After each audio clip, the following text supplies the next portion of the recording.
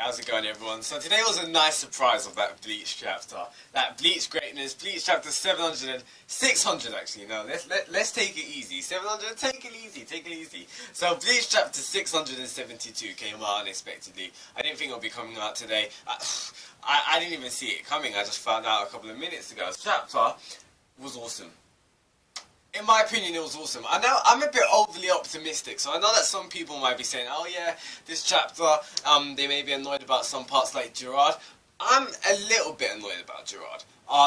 For a story kind of standpoint, and just like overall seeing week in, week out, you're seeing Gerard week after week, it does get a bit boring. You're seeing the same character, you're seeing kind of the same fight week after week. It does get a bit boring, but in actuality, I'm not that annoyed about it, because I said from the start that the fight between Gerard and the Shinigami, or like the adversary, it's going to be a showcase for everyone's powers. How many bankais have we seen in this fight? We've seen Tashiro's, we've seen Kenpachi's, who else? You could argue Byakuya, but we didn't really see it get showcased that much. So 3 bankais, but loads of people are fighting against Gerard. We had like even the Vizards at one point. So we've seen many 4 bankais actually, you could say, because Tashiro's kid bankai, then his adult. But either way, you've seen many people fight against Gerard. So Gerard's coming back again, and his new form, he looks very more amped up, and he kind of reminds me of Lily, but not of like not when Lil Barrow, not when he was like in an owl form. Kind of when he was in his second, I don't know how to explain it, but he kind of reminds me of when Lil Barrow was in that kind of light state, when he was all about light. So Gerard kind of looks similar to that, like the same character design. But it makes you wonder who's gonna fight Gerard now, because Tashiro's out of it, Byakuya's out of it, Kenpachi's probably not gonna come back in. So that leaves to beg the question of it can either be Shinji. Shinji might go bankai. And there's obviously theories about that. Who knows what Shinji's bankai can be. Maybe Shinji might get back up, or maybe it might be an external, like Aizen or something like that. Who knows where? Who knows? Aizen may just like fly up to the Sokin Palace. Knowing him, he probably can't do it. But like, it makes us interesting, because we're wondering who's gonna fight Gerard now, because it may be Byakuya.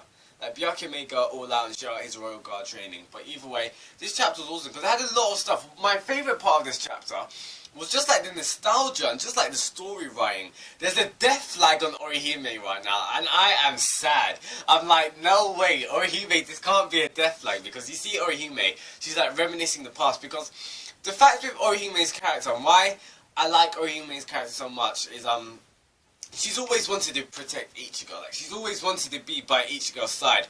You see it on the when Ichigo's first fight in Byakuya, she's like standing there, like standing against all that reaction. She just wants to help.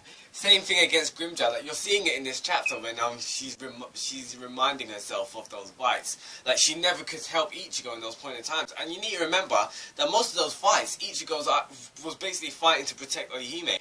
Grimjaw, Ichigo fighting Grimjaw, Ichigo was there fighting to protect Orihime. Or against Noitora, against Ukiura. It was always Orihime there. So Orihime is always wanting to be there to protect Ichigo. And finally, at this point in time, when Ichigo actually acknowledges her strength, Ichigo's just like, oh, don't let me down, you'll be my defense. And then like, you see how much that means to Orihime. It's kind of beautiful to see how Kubo done that. But you know that's kind of the death. That's kind of a death flag. So is it gonna be a rest in peace to Orihime? Because I don't want it to be. I don't want it to be a rest in peace to Orihime, because like, it's Orihime, man. You don't want her to die. But either way, I think it'll be good. If she does die, it'll kind of be good just to the story overall. It'll be good character development to Ichigo as well. But it's just like, so many things are setting up right now. I'm just so hyped to see that. We're coming into the end game, people. This is like the final battles. Ichigo is against Juha right now. Like, this is happening in a couple of chapters. Same thing with Uryu and Haschwalth. Like, Uryu, that did get off-screened a little bit, but I'm not that annoyed by it, because we're going to see it get fleshed out. And I'm hoping we'll see, it's going to be a fight between Uryu and Haschwalth, so we're going to be seeing Haschwalth's epithet, the B. People have been speculating it's the balance. It's kind of been heavily implied that it's the balance, so we'll probably see the full extent of Haschwalth's shrift. I hope we see more about, like, why he's so, what's the word? Not respectful, but like, why he's so damn it, I can't find that word. Let me think of a substitute. Why he's so loyal, that's it. Why is he so loyal to Juha Bark? Even loyal, and even like, why does the extent of his loyalty go against his like best friend Bazby, and how he pretty much killed his best friend just because of Juha? I want to find out more about that. I hope that gets fleshed out in the fight between Uryu and Haschwalth. Hopefully we see Uryu shrift, because I don't think Uryu has the Almighty. I think he has something else. It's still an A, but maybe like the absolute, the absorption or something like that. All we know is that Uryu has an ability that surpasses Juha Bark. Juha Bark said it himself, I think in like chapter 540, something like that, when Uryu got announced or something like that. But this chapter, I'm happy with it. Like, next couple of chapters is going to be awesome. Just speculation, man.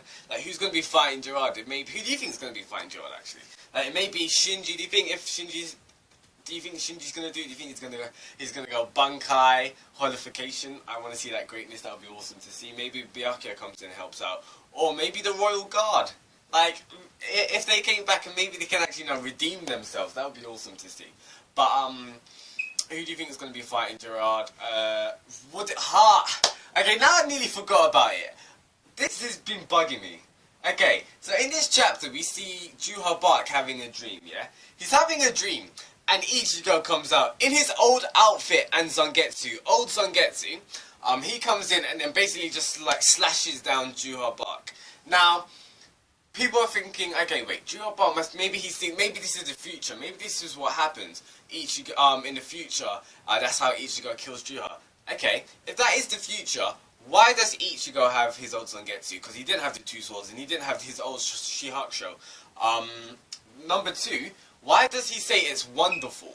He says, oh, I just had a wonderful dream. You can call it a nightmare. So, this leaves us speculation, because it's just like, damn, this makes Juha Bark's character even more interesting, because it kind of implies like he wants to be defeated, or he wants to be killed by his son. You could like theorize that maybe like Juha kind of wants Ichigo to kill him, so it could be like the passing of the torch. So maybe he thinks like Ichigo is the next him or something like that. I'm not sure. Because he does call Ichigo child of darkness, and that word choicing is very particular, because previously he said my son born in the darkness, not child of darkness. So maybe there's something special about that. I have to like reread the chapter and maybe do a discussion on that. But why do you guys think Ichigo's in his old outfit? Do you think this is what I think personally. I think that was the future, but Juha's powers of the future was warped. And there's two things because of this. One, because Orihime's there, and we know that Orihime's ability kind of like transcends humanity, so it's kind of like the level of the gods. Maybe Orihime's ability is able to like nullify, or not even nullify, maybe or like, what's the word? Minorly mitigate a bit of the Almighty. Could be something like that. Second reason, maybe because Juha is Sangetsu. Like the old man Sangetsu, not the hollow, old man Sangetsu. So maybe Juha, in his mind, how he views Ichigo, he probably views Ichigo in that form, because that's when old man Sangetsu was with Ichigo. So it's kind of like symbolic of like his son. If you kind of get my drift right there. But either way, that part was pretty a bit confusing right there, but interesting nonetheless, because it's just making us think what's gonna happen. Why did his dream like that? Why did he call it wonderful and all that kind of stuff? So either way, this chapter, it really setting up the end game, man. Like, it honestly is. Deathflag for Orihime, Ichigo versus Juha's coming up, Uryu versus Haschwalth, these major battles. And do you think an external player is going to come out to fight Gerard? What the hell's happening to Chad? Like, where is Chad? We see everyone else, but not freaking Chad. So he knows what's happening to my boy Chad. Either way, I'm annoyed about that, because Chad gets so much hate. I give him hate too, but I still like him. But either way, tell me your thoughts in the comments below of this chapter, the Shinigami Sam. I'll see you next week for that greatness that is Bleach chapter 673. This was a beautiful chapter, so much speculation. I might have to make a theory or discussion video for this, because the whole thing of Juha's dream, that is powerful, and I want to dive into that deeper. Maybe in another video or whatever. So tell me your thoughts in the comments below. Shinigami Sam, subscribe for weekly reviews of Bleach, and I'll see you next week for that greatness. Goodbye.